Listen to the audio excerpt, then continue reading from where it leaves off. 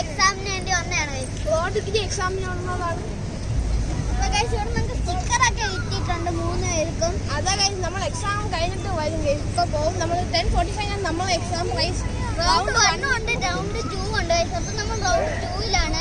അപ്പൊ round 1ന്റെ price വിതരണം ചെയ്യാൻ വേണ്ടിയായിരിക്കും കാമണിക്കുക.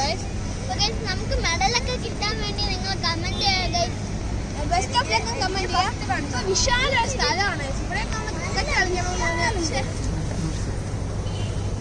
കണ്ടില്ലേ, ഇത്രയ്ക്ക് വലിയ സ്റ്റേഡിയത്താണ് നമ്മൾ എഴുതാൻ പോണത്.